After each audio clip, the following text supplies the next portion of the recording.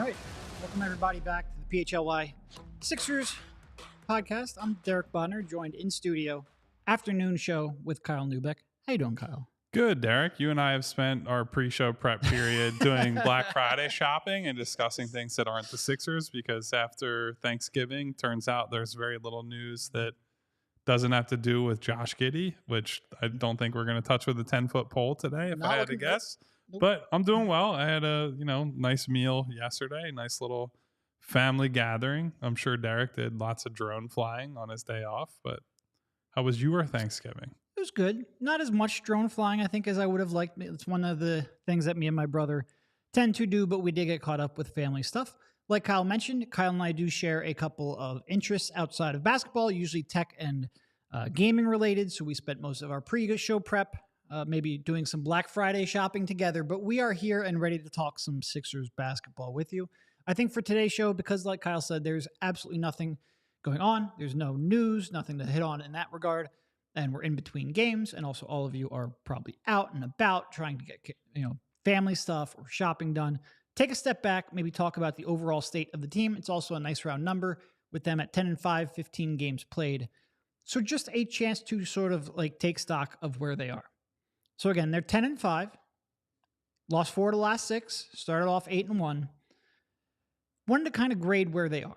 Where, I guess probably just start off with an overall team grade, maybe break it down offensive and defensive, and maybe get into Nick Nurse and some of the, high profile players or key players. Where overall do you feel like they're at? I want to say a B+, A-, somewhere in that range. I mean, certainly have things to work out, but I guess we're grading on a curve in some respects, right? Where we come into the season and think of this James Harden black cloud hanging over everything. What's going to happen with him? How does Tyrese handle lead ball handling responsibilities? What happens with Joel and this new offense?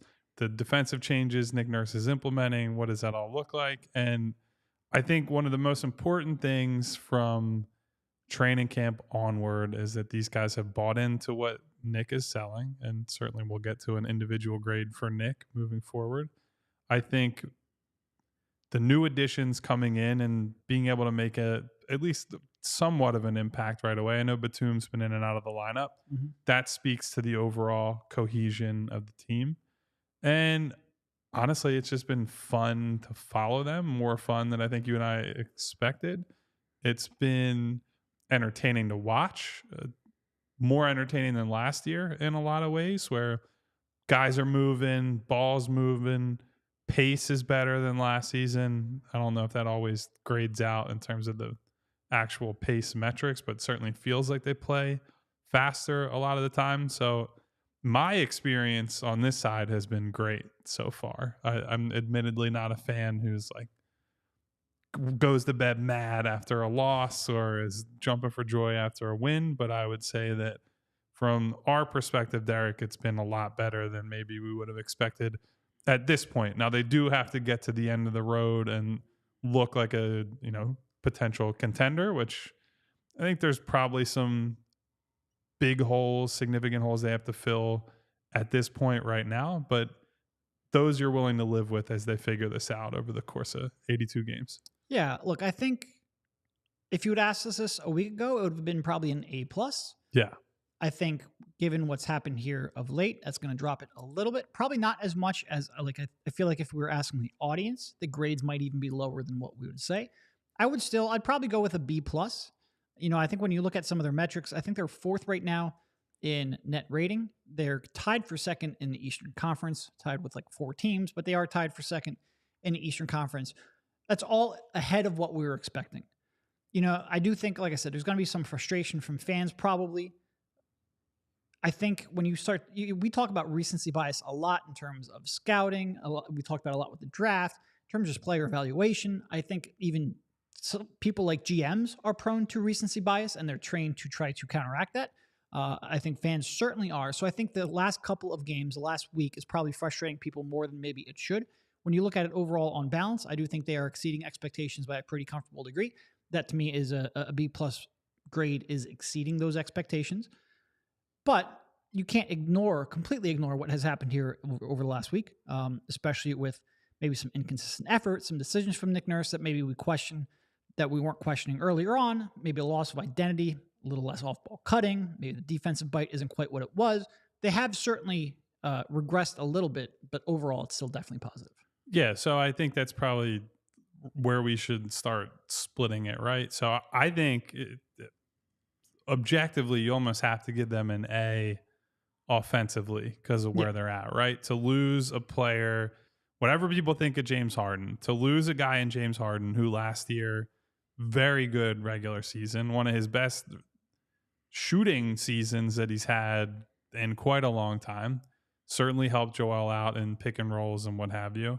And to end up in a place where they've been one of the single best offenses in the entire league, and for Tyrese to take a step forward, for Joel to continue to lead the league in scoring while still buying into this new structure and setup, and he's playmaking more for other guys, for Kelly Oubre to step in and he's scoring a lot, but still buying into that team concept. And I just think Nick has made it easy for these guys to play together and play naturally off of one another.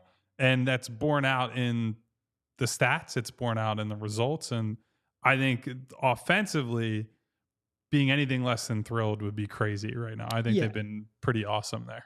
No, look, I overall I gave them a B plus, and I probably do that in part because I make it very tough to give out A's. Like I do not like giving out A's, even A minuses. I feel like you really have to exceed my expectations to an almost unrealistic degree for me to give you that. I will give them an A offensively pretty easily. Like I think it would be tough to argue any otherwise. They are a fourth ranked offense in the league right now. They're real close to Dallas, who is third. Like there's the only one who's really pulling away completely is Indiana, and they don't really care on the other side of the court. So they, have some warts, but they are exceeding. What do we give them? I think maybe seventh ranked offense was what we're projecting coming in, something in Something that like range. that, yeah. They are. And that I thought was a ceiling on them. Yeah. I thought it was probably more likely 11, 12, somewhere on the fringes of the top 10. And they're way past that. No, I'm sorry. I had them lower than that. I think we had them in the 12, 13 range, actually. Yeah. I think defensively we had them 6 or 7. Yeah, that's what it was. I think we You're had them flipping it, 12, that's all. 13 offense, 6, 7 on defense. So for them to be fourth when we were talking about 12, I think you might have had 12 and I had 13. We were real close. It doesn't matter. I know I had them 13th because I have my notes right here. So for them to be fourth, that's a drastic exceeding my expectations. A lot of that comes down to Maxey has taken another jump, even if you are frustrated at the last few games. And Nick, especially for the first couple of weeks of the season, had them really moving well off ball. And they do that. And I'll look the numbers up while you're speaking in the next segment. I don't even think they're shooting like a crazy percentage from three. Like a lot of times early season, you'll get Nor are they taking a ton of threes either. you will get like some teams that are propped up by unsustainable shooting, or on the other side, maybe their defense is being propped up by Jedi 3-point defense. I don't think that's really happening here. I don't think they're shooting a crazy percentage. Our complaint would be from the volume. They're not shooting enough, but percentage-wise, I think what they're doing is sustainable. Yeah, to your point about not wanting to give A's, that would be the reason you'd try to ding them, right? Is just the 3-point rate and thinking, all right, maybe they need to even out the math battle a little bit against some of these teams. But you look at the teams that are ahead of them right now. Number one's Indiana, which is not a shock because they're just like a cartoon character offense with the way that they play. Atlanta's number two, and they're spearheaded by Trae Young and DeJounte Murray. More so Trae Young, who's kind of an offense unto himself. And then at number three is Dallas, who their two best players are Luka and Kyrie. They are very offense-heavy players. So to be fourth and be ahead of teams like Milwaukee and Boston, Phoenix, Oklahoma City, Denver, well, that's a testament to what these guys have done. And I know they haven't had the toughest schedule in the world in terms of the strength of opponent overall, but I think it's been a wild success. And I think the ability to bring in somebody like a Batum, like Covington off the bench, even Marcus Morris in that surprise start on Wednesday night on Thanksgiving Eve, for it to all work kind of seamlessly and guys to understand their roles, be in the right places, they're cutting off of one another. I just think it's a reminder that when Nick was promoted to head coach in Toronto and when he was an assistant under Dwayne Casey, he was there predominantly because of offense. He was originally known as an offense guy. And I think because he had defense first teams over the last 5 years or so, that maybe gets lost in the wash a little bit. But this is a guy who has had, a pretty strong track record on offense, and it's something that he cares quite a bit about. Yeah, and to your point, like strength of schedule wise, I don't think it's necessarily been that easy. Like I think it's been a pretty league average strength of schedule. Yeah. In terms of the actual strength of schedule rating, they're currently 9th from Basketball Reference, and you have a couple big games against Boston, the Pacers, obviously, the Wolves that they just played, the Cavs. Like you definitely have some strong games against good teams, and they have acquitted themselves relatively well. Like I said, split Pacers, split Celtics. So I think the strength of schedule pretty much holds up. In terms of shooting percentages, they are currently shooting 37.7% from 3. So that's good. That's not unsustainably good. It's about 1% above league average. Yeah. It's less than what it was last year. Again, I think that is pretty sustainable. The bigger concern has always been generating those looks. And I think that's, quite frankly, I think that's one area where Maxey has looked decent in the last couple of games. His passing and his court vision and him navigating pick and rolls, I think, has been decent. But you are going to take a step back in that regard, losing James Harden. It's just natural. They are not going to be a high-volume three-point shooting team as much as I think Nick Nurse probably wants them to be and wouldn't mind them to be. And certainly Daryl would like them to take more threes. Yeah. Them taking the second fewest, or I haven't checked, it was the second fewest in the league up to a game ago. Can't be sitting well with him, but you've got to find other ways to overcome that. Whether it's getting out in transition, not turning the ball over. They should be good at taking care of the basketball all year and try to win the possession battle. Well, it's weird too. I honestly think that it would probably go back up with more Kelly minutes because Kelly has that, just lack of conscience in a good in many ways, right? Where he's semi-open and he's going to let it fly. Where compared to a Tobias, Tyrese, some of these other guys who are playing big minutes, they're taking a semi-contested look and driving or hitting like a mid-range pull-up. Whereas I don't think Kelly gives a single shit about like guy in his face. Like if he feels good about the shot, he's going to take it. And in this example, I think that's a good thing for them. Like they need more of those types of players.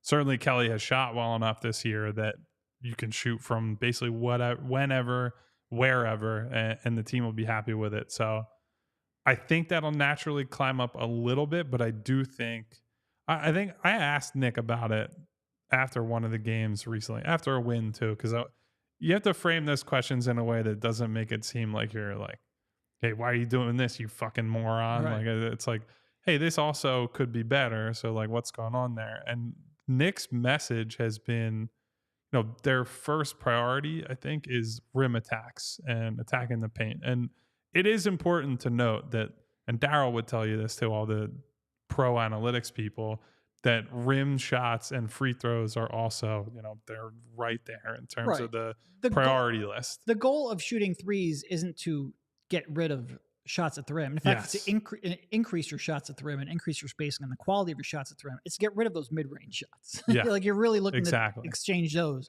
for threes. Yeah.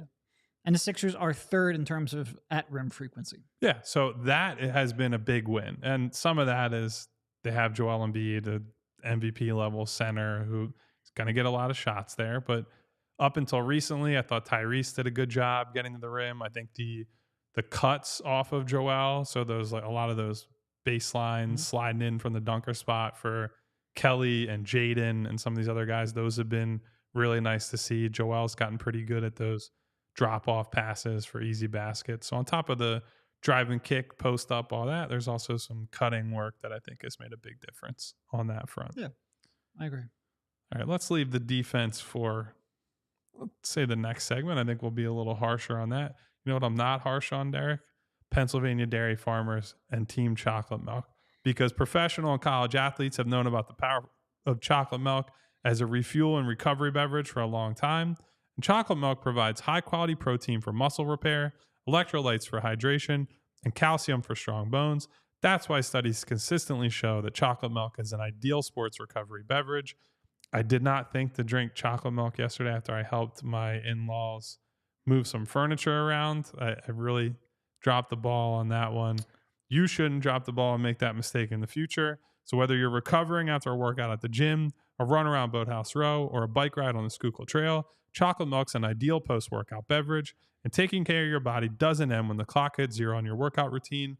Give your body what it needs to properly recover. What could be better than a scientifically proven recovery beverage made right here in Pennsylvania that also tastes great?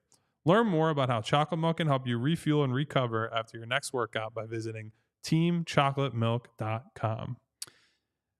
We also want to tell you about Wheelhouse. And again, I think cards are a great way, especially if you've got a young kid, maybe a great way to get them into a hobby, which could be a lifelong hobby. Wheelhouse does a lot to help try to boost that passion. Wheelhouse is our go-to sports card, gift, and apparel shop in the Delaware Valley. Their motto is cards and community because love of sports unites us all. They carry all of your favorite brands like Topps Chrome Baseball and Mosaic Football, as well as t-shirts, hats, and hoodies from brands like Mitchell & Ness, 47 Brand Junk Food Starter, and Shibe Vintage Sports. If you're looking to grade your sports card collection, Wheelhouse offers PSA grading submissions. They also host tons of different family-friendly events and birthday parties every month. Stop into either of their stores at Wayne or Westchester, open 7 days a week at 11 a.m. Use code PHLY and get $10 off any purchase of $25 or more in store. Also, be sure to give them a follow on Instagram at Wheelhouse Cards. So, defensively. Hasn't been good recently. Has not. Now, look, that's where I will say opponent has had something to do with that, right? You play Indiana, and Derek and I were laughing about this. They had that game against Atlanta, the Pacers, I mean, where they threatened to break the all-time regulation scoring record between two teams for a little bit there. And then up about 13 short, I think, between two teams. Something like that. And then the next night they played Toronto, and it's like, oh, back-to-back. Toronto's not exactly an offensive juggernaut. They're not going to score much. And then the final was like 133 to 131. And that's just kind of an example of what the Pacers do to you, right? So giving up a lot of points to the Pacers, not that big a deal. I think the Cleveland game is the best example of maybe the problems that these guys have here, where you can see how teams might be able to pick on Tyrese Maxey.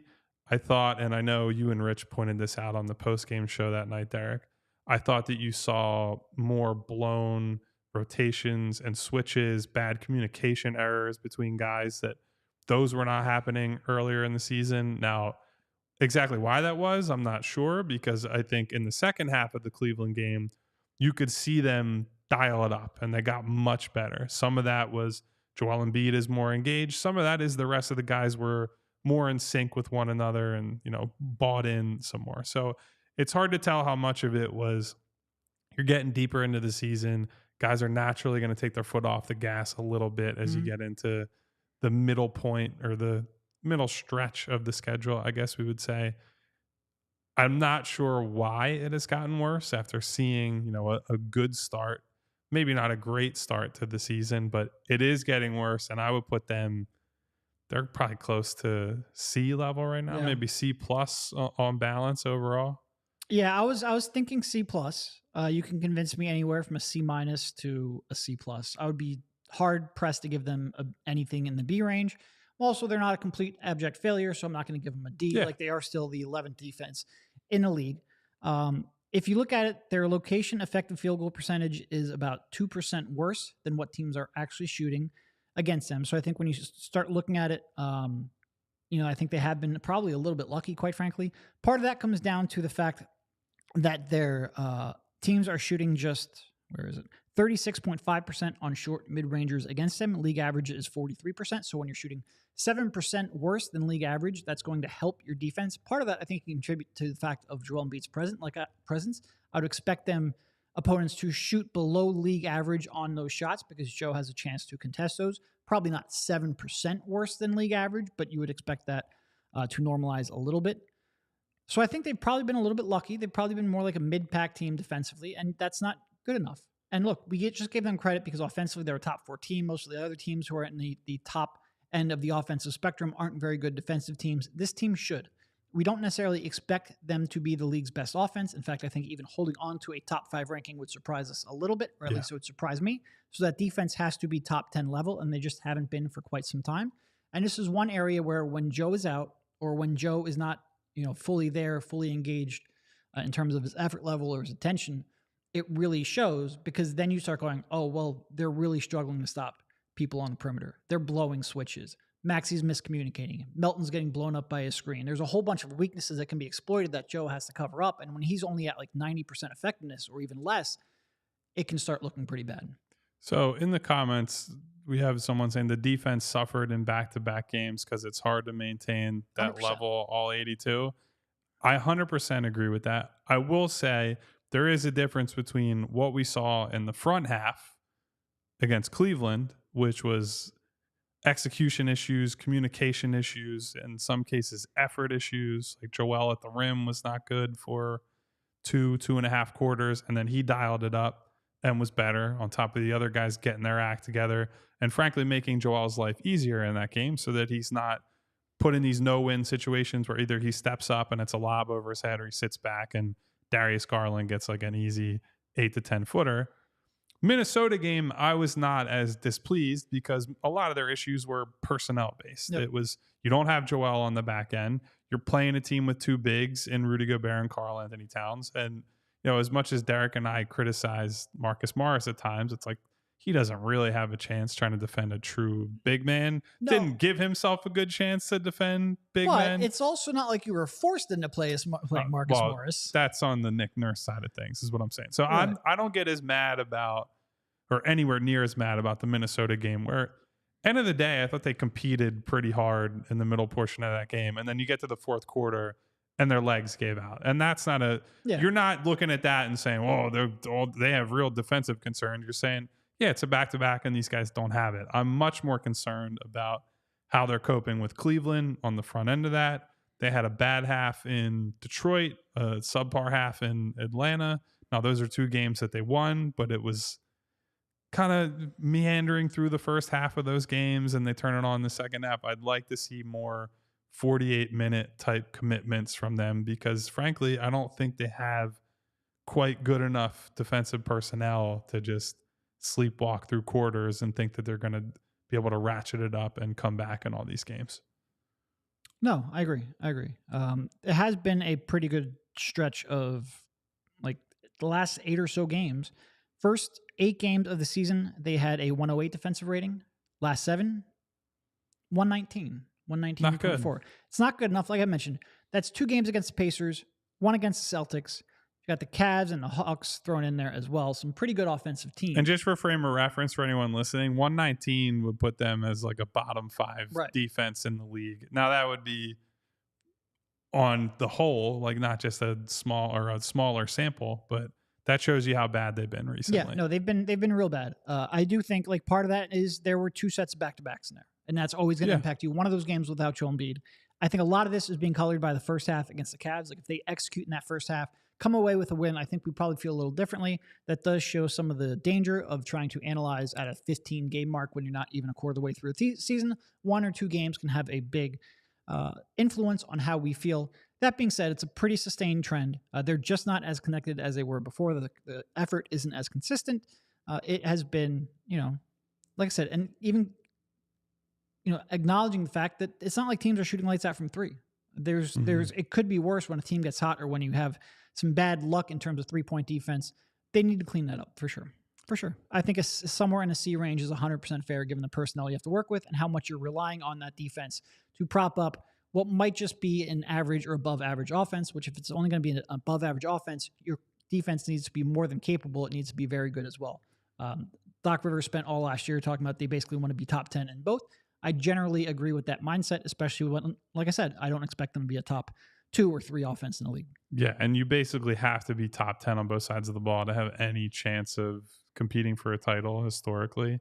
There are a few outliers or maybe a couple outliers, and they're all teams that LeBron played for that coasted on defense in the regular season. And then, now granted, they weren't a whole lot better on defense in the playoffs, but he had some historically great offensive teams in Cleveland, and they're able to overcome that. Not expecting the Sixers to do that. So there needs to be two-way buy-in, and we'll see where they land. So that's probably a good segue, Derek, for I think Nurse is probably the first place we should go grading-wise because he's the zoomed out big picture guy overseeing all of this. So I guess where do you fall on what he has brought to the table and how he's managed this start to the season? He's probably the one where the last 7 games might impact the most, because I feel like after the first 8 games, it was A plus from A everyone. plus. Not only were they playing a more entertaining brand of basketball, they were overachieving. He wasn't Doc Rivers. Like, everybody was all on board for Nick Nurse. The last couple of games, I think, have been frustrating a lot of people. And you're starting to see, I've seen a lot of complaints about the number of minutes that some of the Sixers players are playing. Certainly, there's been some complaints about the rotations, the there just doesn't seem to be as much movement as there was, which was a staple early on. I'd still say he's exceeding expectations a little bit. It's just it went from an A to maybe a B minus, and you could even talk me down from there a little bit. A B minus. Yeah. Wow. Oh, that's spicy. It might just be the fact that he's playing Marcus Morris, and I really don't enjoy watching that. I think for me, the floor is a B, maybe B plus. I think just because I've been so encouraged by the offense and how he's empowered Tyrese Maxey. I've been equally discouraged by the defense. That's probably fair, but I kind of look at it as, what did we expect of them coming into the season? How has that changed? And what has he actually impacted so far? I think they're definitely playing differently, right? Like that's sure. That's noticeable. Like I said, the first 8 games, it was a stark difference. It was, oh my God, this is completely different than anything they ever tried. Yeah. And I understand why you'd come down in recent games, recent weeks, I guess we should say, because you go from the hot start and beating the Celtics, and you're just like the cream of the crop in the league for a moment there. And then you lose a couple in a row, and you lose another back-to-back, and I get it. The bloom's coming off the rose. But there's some little things that are annoying me too. Like, I mentioned it in the other show after the game, where it's like, Paul Reed just doesn't seem as locked in. Like, what's he doing picking and popping? There's no reason to be doing that. Yeah. There are little things like that look, you're probably right. It probably should be a B plus, probably in that range. This is probably one where I'm letting the last couple of games influence me more than maybe it should. But where he was pushing on, all right, it's fair. It's fair. So here's what I would say. A lot of my problems that I've had with Nurse have been things that are in some ways out of his control, right? So I cannot stand the lineups that Joel is playing with when Maxey hits the bench. But I also don't know if I have a perfect solution to that. Correct. He doesn't have a real guard option to run the show without Maxey. Like, all due respect to D'Anthony and Pat Bev and what they bring to the table, those guys are not creators, and they can't be asked to create regularly. So that's been the biggest sore spot for me for the whole team, are those 4 or 5 minute stretches that Joel plays without Tyrese. And that's going to be a personnel based solution. Like, you have to bring somebody else in, move some things around in order to solve that problem. The bigger picture stuff, the movement, Joel's passing, Tyrese taking a step forward. Now, a lot of that credit goes to Tyrese, but Nick certainly empowering him in many ways. Those lineups without Joel, with Tyrese leading, are still beating up other teams. Now, it's again come down recently, but to get to that point and to construct lineups that can do that without Joel, huge deal for this team. So overall, I think he's been very good. It's just been, a bit of a disappointing last week or two. Yeah, and look, when I look at a C as meeting expectations. So for me, a B minus is exceeding it, maybe just not as much as I would have said earlier. You can talk me up to a B, because I do, and maybe even a B plus. I'm flexible on this one, because I do agree with a lot of my annoyances probably come down to roster more so than the coach. And part of my response is probably just that I was so high after the first 8 games that when he makes decisions that I disagree with, or when frustrations inevitably kick in, you overreact to that a little bit. I just yelled at people for having some recency bias a little while ago, so maybe I'm falling victim to that as well. Certainly possible. And also, he just plays Marcus Morris more than I want him to. Well, if you want to set recency bias aside, Derek, and go check out some great Sixers basketball, I know the place you should go, and that's the Game Time app, because with the Game Time app, they know that buying tickets to your favorite events should not be stressful. It's the fast and easy way to buy tickets for all sports, music, comedy, and theater near you. And the Game Time app experience is great because they have flash deals, last-minute tickets. It's easy to find and buy tickets. for every kind of event in your area. Bunch of big Eagles games coming up too. So as much as we talk about the Sixers, promote Sixers opportunities, the Eagles are as good as it gets in the NFL right now. So the best place you can get Eagles tickets on top of Sixers tickets is the Game Time app. It's the fastest growing ticketing app in the country for good reason. You get pictures of your seat before you buy, so you know exactly what to expect when you arrive. Buy tickets in a matter of seconds, 2 taps, you're set to go. And those tickets get sent directly to your phone, so you never have to dig through your email. I know you're getting lots of emails this time of year, certainly on Black Friday, Cyber Monday, leading into Christmas. Everyone's trying to flow your email with as many promotions as possible. Game Time, you don't even have to go there in the first place. So you can snag the tickets without the stress with Game Time. Download the Game Time app, create an account, and use code PHLY for $20 off your first purchase.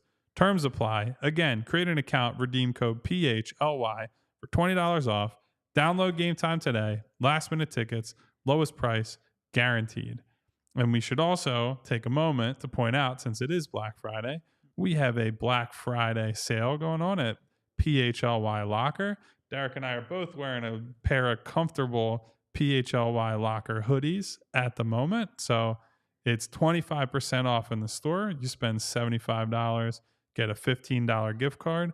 And it's also worth pointing out that we just got a new merch drop. It's predominantly Eagle stuff there, but there is a Sixers shirt not featured in this beautiful graphic that was added to PHLY Locker. So now's the best time since we launched the company to go get yourself some extra gear and, maybe put that in the stocking of someone you love at Christmas. We have a Sickos t-shirt. You got to get a Sickos t-shirt. I feel like that it might be our brand here. It certainly describes a lot of the Birds listeners. Some good new releases. I do wear this hoodie. Probably too much. It's a great quality hoodie. Go check it out. This is my default Friday hoodie at this point. The tie-dye, I feel really sets the vibe for a Friday. It's an afternoon. It's normally an evening, but whatever. I will say, I think that I'm surprised there has been more experimentation from Nick. And again, even from stuff that I think you and I probably look at and say, I don't think that's going to work. I just expected him to try it a little bit more. Well, he experimented with the starting lineup on Wednesday. It was just an experiment that we thought was stupid from Jump Street. Yeah. No, but and I think part of that probably comes down to maybe Paul Reed didn't make the step some people were hoping for, and that experimentation was probably going to come from there. But I would have liked to have seen maybe just a little more in terms of lineup experimentation. It seems like he has sort of found his groupings. He stuck with them maybe a little more than I expected. But we'll see. It's still early, and the lineup is fluctuating every day. All of these grades are very much incomplete at this stage, and probably none more so than Nick. Okay, so now is a great time transition to the players. How would you grade Joel Embiid's start to the season, Derek? Because Tyrese, I think, is going to be easy. I think Joel is fairly difficult where we sit today. Yeah, it's open to some interpretation for sure. I do attribute part of the lower than expected defensive rating to the fact that his effort, especially over the last week, has been up and down. Yeah, I think part of that he's just we've disagreed with this a little bit in terms of load management. He's just played a lot of games, a lot of minutes. Him sort of hitting a wall isn't necessarily surprising, but it has been up and down. I'm a big fan of the passing and the fact that he took all of that talk over the summer. 6 assists, 6.1 assists a game. He took all that talk over the summer, which we were maybe a little skeptical of, and I think for the most part has put that into practice. So I appreciate that for sure. And he's just putting up MVP type numbers, but you sort of expect that. I would still lean towards a B or a B plus, because I think that adopting of that passing is something I'm very happy about and something that I was skeptical of coming in. So the fact that he has proven that gets a good grade for me. Like I said, I rarely give out A's. So I think his defense would have had to be consistently excellent, and he would have to be anchoring a top 5 to 7 defense for me to give out an overall A. So I'll give him a B plus because I do think the passing is important. Yeah, he's played 14 games, and I think there are 3 that I would sit here and say, yeah, I just didn't like those. Yeah. It was the opener in Milwaukee, which it's the opening game, and he didn't play the entire preseason. We were kind of expecting some bumps and bruises along the way. The one that he was not happy that I didn't like, the Indiana game where he scored 39, but I thought that he melted down a bit in the fourth quarter and down the stretch. Now, granted, it's one of those mini series matchups that you and I have talked about, Derek, how difficult it is to win both of those, but thought he was a huge reason that they didn't win that one. Mm-hmm. And then the follow-up Boston game, I just didn't. Yep. It's not that he played outright bad. I just didn't think he was as engaged as he needed to be for 48 minutes. And I hated the plan of attack. That's actually one way that I would ding Nurse, was their approach to the second Boston game offensively and just letting Al Horford sit there and, play post defense against Joel, which is the one thing that he's very good at, defending Joel. So that's something that's not just Joel, that's coaching staff, strategy, game planning as well. But overall, I've really liked a lot of what I've seen from Joel. I mean, still leading the league in scoring, despite the fact that he's big uptick on his playmaking and has bought into this ball moving, spread the floor, all that offense. He's hitting those cutters in a way that he never did that routinely in seasons past. I think that's a good thing. I think defensively, when he's been on, there have been flashes where he's been better than he's been in years. Like, we've seen regular season Joel for a while now where he'll get up for fourth quarters and things. There were some games early in this season where I thought he played 3.5, maybe 4 quarters of elite or at least high level defense. If that continues, awesome. But I'm not so sure I'm convinced that's going to happen. And so if they do continue to slide defensively or, kind of hover in this 11th, 12th type range, then he's going to be one of the guys that I personally hold accountable for them not being good enough on that end. Yeah. And look, that's one thing where in the playoffs, like for all we talk about with his shooting in the playoffs, hitting a wall, defensively, his effort is pretty consistently good in the playoffs. Yes. Like he might take some games or possessions off here in the regular season, in part because of the workload, in part because he's just never been in that tip-top shape. But come playoff time, I have no doubt he's going to give effort on that side. It's can he find a way to, maintain his effectiveness on the other end of the court. Yeah, no, I think he's been good. He's been real good. He's been borderline MVP level, which again only gets you a crazy B+ now. 32, 11, and 6, and be like, oh, he's there's a lot of borderline really MVP. good players. There's a lot of like the top end of the NBA is real tough. But he's playing at an MVP level, which is meeting expectations. That's just sort of what we expect from Joel at this point. But the fact that he is passing and embracing that role, to me, is the biggest sign, and why I would give him a, like I said, meeting expectations for me is like a C. So getting a B, or a B+, the passing is significant for sure. Yeah, and I think it's the most meaningful thing in terms of how this could be different in the playoffs relative to years past, right? Like, his defense is probably going to be around the same. Offensively is where he needs the big jump in one way or another. Either he's got to be healthy and he's just more efficient than he's been able to be in past playoff runs, or he has to show the understanding that this holistic team-first approach to offense is what's going to win them a title. And since he's bought into that to open the year, I'm now more bullish on him leading them in the playoffs, but that's obviously, way far away at this point. And it's a good point being brought up by Babajide in the chat. And if I mispronounce that name, I apologize. But you gave it a go, so I give you. Yeah, I didn't even attempt it earlier. He usually starts the season off pretty slow and takes some time to ramp back up into shape. He had one struggle against the Bucks to start the season, and then he had 7 really dominant games in a row. So it's weird where if we did this after 10 games, he probably gets an A from both of us just because he was that dominant. The struggles have come a little bit in the middle of the season. That's different. And I do give him credit. It looked like he was, for the most part, outside of that Bucks game, ready to go, which is sometimes not the case. Yeah. All right. I'm going to see how badly recency bias gets you on this one. Tyrese Maxey, what's the grade? I mean, I'm still giving him I'll bump him down to an A- from an A. Okay. And it probably would have been an A+ after the first 7 or 8 games, just because he looks so much better as a passer, as a scorer. Like I said, the 2-man game with Embiid is better, both in terms of the pocket pass and also as a scorer, off the dribble handoffs. All of that was so improved to start the year. The last couple of games, I think he has struggled to find his way as a scorer. Would he end up with 30 points on 28 shots or something like that? And then the last game there against the Wolves was a real struggle. That being said, there's so much, the passing, I think, has been and we talked about this a lot coming in. That's the biggest takeaway, the biggest thing we're focused on throughout this course of the season. I think he has made, and even over the last 2 games, I think he's shown enough that I think there's real legitimate progress there.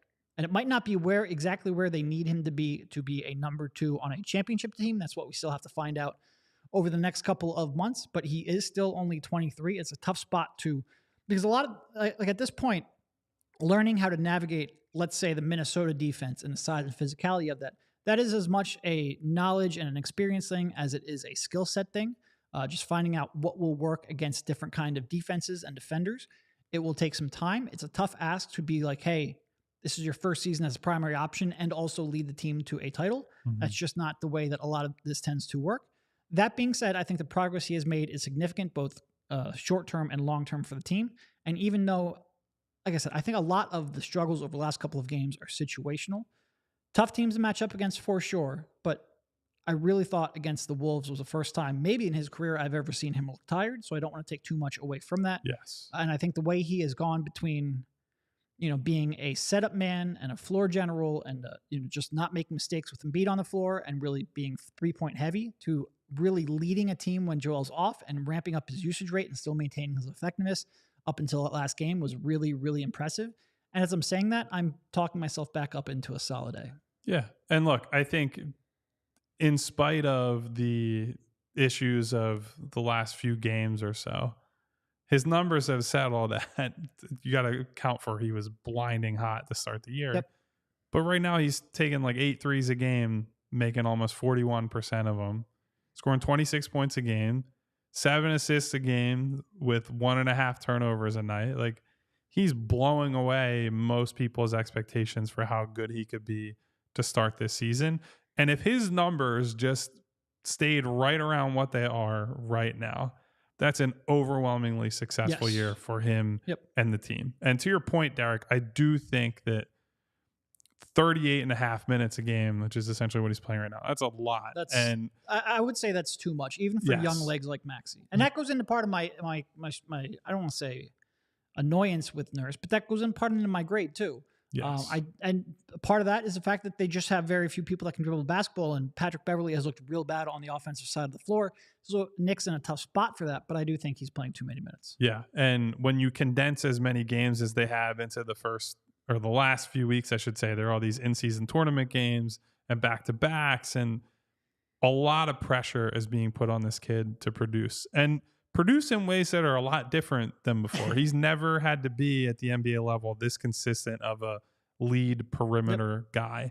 And so for him to be able to juggle these responsibilities, I've said it on the podcast several times at this point, for him to have these scoreless first quarters or close to scoreless first quarters, 3-point whatever points in the first quarter is that's wild. what I mean. And so to eventually end up with 26 points a night, and he's still creating for others, and he's finding things within the flow of the offense, but also having stretches where it's like, it's Tyrese time and I'm going to go after people.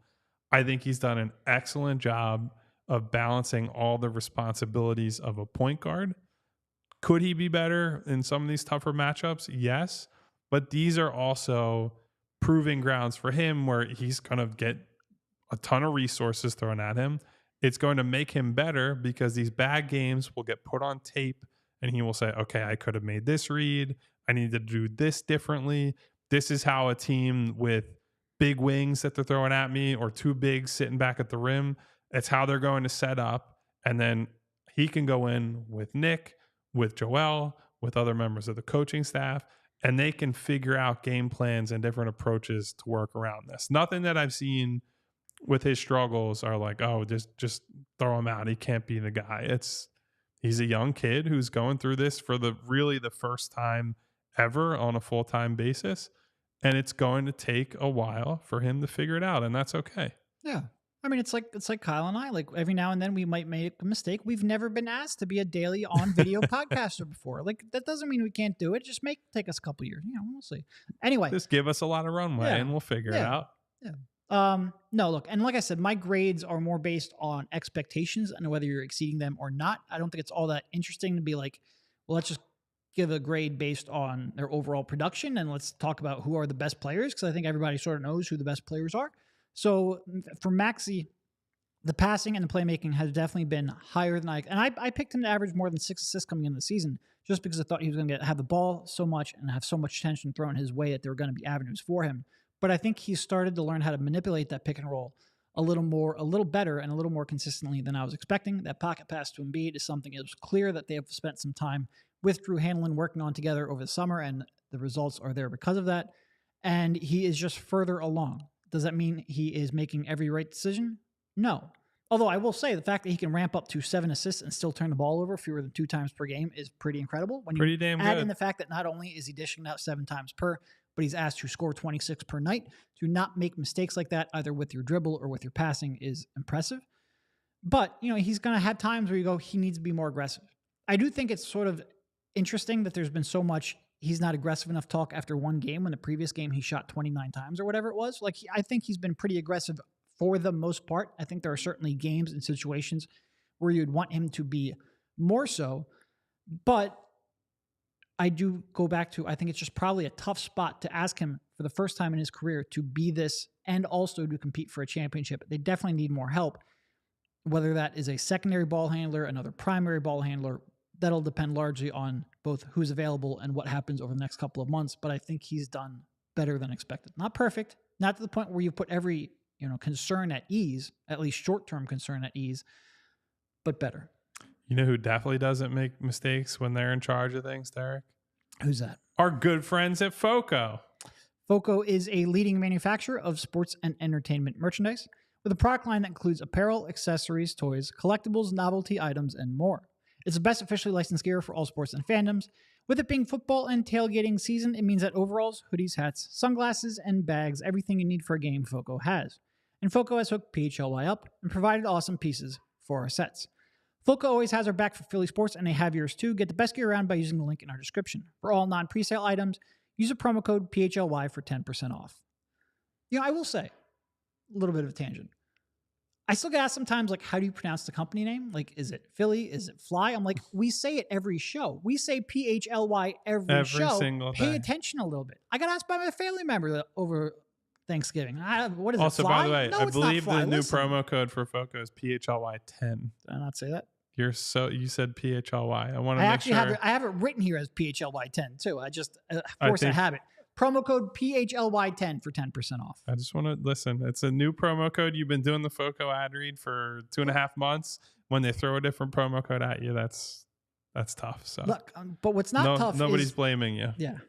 Wow, I got a better grade from Puppas for the pod. By the way, Puppa said you can't trust the Brit. A- for me. There were a couple of times where I turned up without a hoodie. B+ for Derek. He's getting better ad reads, and the emotional advice is a plus. We appreciate you, Puppas, tuning in from overseas. So I think what he's referring to is yesterday we were talking about, or not yesterday, last show, because we didn't do any shows yesterday. We were talking about the ups and downs of a season and not getting swept up in that roller coaster. Look, all I'm saying is I have had to watch every game for a decade straight, and I haven't completely lost my mind. So here are some of my tips I've used to A- for Puppas. this. You don't make every stream because you live in a different time zone. Look, he makes, if we're going on expectations, the amount of shows that he makes despite living. I'm busting the chops. For sure. Appreciate for sure. Every commenter to me gets an A+, and I'm not just saying that because you're here right now. I promise. Any other players you want to highlight here before we get out? I think Tobias probably deserves to be highlighted. I don't know if I'd go so far as to give him an A, but if you were just grading it based on expectations, I think you could give him an A. Yeah. No, and I think this is where the distinction is key, because based on play, he's not an A player. Based on expectations, I would probably give him an A-. My only real complaint, and there's little ones, my only real complaint, fire away, man. 3.5 or 3.3 threes is just not enough for an off-ball role player. And he's not really a role player, but he sort of plays that when he's in the starting lineup. Fire away, man. You need gravity next to Maxey and Embiid. Not that he doesn't give it to you, but he could give more just by shooting more frequently. And if that kills, honestly, right now he's at 36%. Historically, he's upper 30s. Yeah. I would rather have him shoot 7 per game at 35% than 4 per game at 38%. Just because I think that gives you more gravity as a shooter. I think teams worry about that more. It's always been my number one complaint. I wasn't expecting him to come in this year and redefine himself in that regard, but I also wasn't expecting him to take a step back either. And after shooting, he came here his first year in Philly, he shot 5 per game. Second year, he shot, it did go down, 3.4 per game, then 4.4 last year, now back down to 3.3 per game. It's been up and down. I've always just wanted to get in that like 6 or so range. And I really thought with Nick, he would empower the shooters maybe a little bit more, because I feel like Doc was not quite as analytically focused as some coaches, certainly as Nick. That's one way of putting it, yeah. But Tobias has looked so comfortable in almost every other aspect. And if the lack of 3-point shots, you lose that, but you gain maybe attacking the rim a little more, which I think he's done at times. Don't look in the free throw line at all, but I think he's attacking the rim in earlier offense and transition more. I like that. I would just like a few fewer record scratch threes. I think the transition stuff has been my favorite thing from him this year, where he has made it a real point of emphasis. And granted, this is like a Nick-led thing as well. He wants them running, wants them playing with pace. But Tobias has really bought into that idea of get up the floor as quickly as possible. And it's when he has the best opportunity to leverage his actual physical advantages, right? Where there are a lot of times you're going to get cross-matched when you're in transition. Yep. And so Tobias, if he's got a smaller guy, he will be stronger than that guy. If he's got a bigger player, in many cases, he'll be faster than that guy. And the best time for him to try to find those type of matchups is before a defense gets set. They can rotate around. Like, yes, Tobias has been more efficient than I've expected on the mid-range pull-ups and the mid-post type offense, but the best work that he's doing is setting that tempo, bullying some guys on his way to the basket, and turning turnovers, rebounds, what have you, into quick baskets. They're momentum builders. It's like, all right, we got this stop. It's already a basket. Let's get back at another stop. And the snowball can get rolling down that hill really quickly. And Tobias has been an essential part of that. I agree with you, Derek. I want more threes. I always want more threes from him, because he honestly can never shoot enough. To your point, if he took 10 a game and made them at even close to league average, that'd be a giant victory, just because teams would have to respect him more from out there. Now they can soft close out at him and not have to worry too hard about a 3-point shot going over their heads. So always want more of that from him, but I think overall pleasantly surprised is an understatement for his start to the season. And look, I mentioned a little earlier that he still doesn't get the free throw line nearly enough. He doesn't, but it is the most he's gotten the free throw line in really just about a decade. He gets there 0.3 free throw attempts per field goal attempt. It's not great for a high volume player. You would typically want that at least in the 35 to 40, 0.35 to 0.4. But it is the third best of his career and the best since 2014 when he was with Orlando. So it's better than it has been. Like the last couple of years, it's been in the he's played for so many teams, by the way. I always forget he was with the Magic. Played for a lot. Yep. But it was in like the 0.15, 0.17 the first couple of years in Philly. So it is higher. I think part of that is, like we said, the fact that he's attacking a little earlier in shot clock, a little earlier in transition, taking advantage of some of those mismatches. I like to see that, just more threes. That's really probably, I'd always love for him to be better on the glass. I'd love for him to be a little more assertive on that. When we start talking about Joe having to come up to contest drives a little more aggressively, you need players like Tobias to buy in a little bit more. I'm not expecting him to change who he is at this point. And that includes the 3-point shooting as well. But I would like for him to take, like he's taking less than he was before. That wasn't the direction I wanted it to go. Yeah. It's my only real complaint that I think has a chance of being fixed. And I would say this is obviously context dependent, contract dependent. At this point, I think you have to at least consider whether it's worth bringing him back next season, depending on it's the other moves would have to come first, right? Like I'm not bringing Tobias back to be your third best player again. That I do not believe that can happen if they're a team that's going to be serious about contending. But if he could be your fourth best guy, I mean, even better, fifth best guy, then I think you're really on to something. I tend to think that's probably not going to happen, but it's at least worth thinking about, seeing as I feel like every year, this time of year, I know it tails off as the year goes on, we do see him embrace different things and philosophies from whatever the coach is passing down. And if they change the roster again, he has shown that he's willing to take a back seat and do what the team wants, unless it's shooting threes. Yep. Brian in the chat trying to get me on a rant here to end the show, talking about Isaiah Joe. I'm not going to fall for it. I did it on Twitter. I think everybody knows my stance. Malpractice. I do still have a screenshot of the tweet Derek had somewhere that Isaiah Joe is going to be a starter. Yesterday. I tweeted it out yesterday. I'm fine. We do have Ash in the chat with a super chat. If the Sixers make the right trades to be true title contenders, how many current guys are you comfortable with in a playoff rotation? Ash mentions 7. Honestly, there's a decent chunk. I think one thing that we saw in this last game without Embiid is that when you remove one key piece of the equation, all of the role players all of a sudden don't look nearly as good because they're playing different roles. That being said, I think there's a lot of players who, given the right pieces around them, can play in a playoff rotation. I don't think that's a problem at all. No, I mean, so look, we'll go down the list. Joel, easy one. Tyrese, easy one. Tobias, easy one. DeAnthony, easy one, although up and down shooting. So people will feel still like his role might be reduced, but he's certainly playoff playable. Yeah. Batum, feel comfortable with him. Mm-hmm. Paul Reed, feel comfortable with him. Cove, I'm less comfortable with because of his closeout issues and certainly isolation defense, but still like guy who can play in a 10 playoff. minutes per game. Yeah. Kelly Oubre has played his way in there. That's 8. He's got to keep up the play that he's shown early, obviously, but I think the decision-making has to be a full season thing, not a couple of week thing for me to buy in for the playoffs. But yes, he's trending in that direction. And based on what he's shown with the Sixers, I would say yes. So that's a solid 8 for me. After that, it's, bigger question marks. I think D-House could. It's not someone that you might play him for 5 minutes, look at him and say, yeah, he can't play the rest of the night. Jaden is a guy I think Derek and I both believe can get there, but right now it's a little up and down.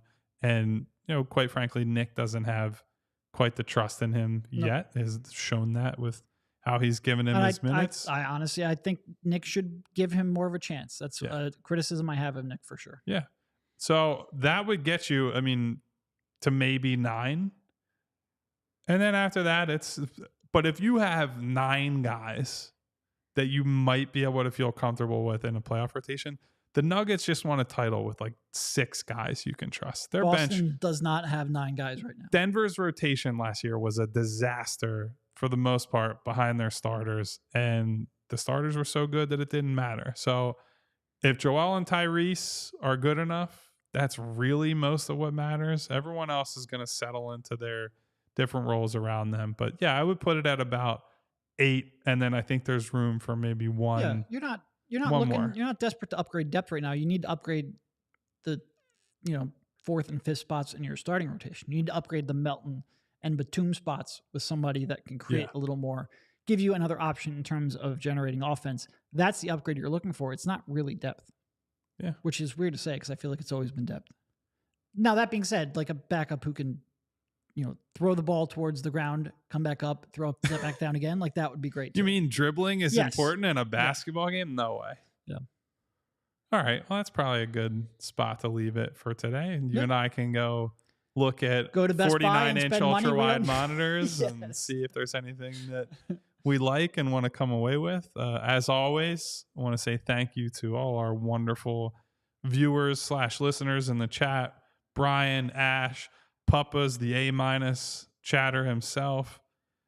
Sorry, there's a lot from individual people here. RJ's earlier. Derek, how did you pronounce? I don't want to butcher something. Babajide? I hope that's how we pronounce it. Alex. Austin Krell was here talking about SpongeBob. That's a story for another day. Bo Jensen. And Gavin, who said he bought some PHLY merch today. And he says we have to sign it at some point. Sure. Gavin, like I've said before, you present me with something and a Sharpie or whatever else to sign it with. I promise I will. On your way out, guys, if you could hit that subscribe button and or the bell icon so you get notifications every time we go live. And hit the thumbs up button on the video. It'd help us out a great deal. We will be back after the Oklahoma City game tomorrow night, although it's early evening. It's a 5 p.m. game, so maybe 7:30 or so Saturday night. We will catch you guys on the flip side.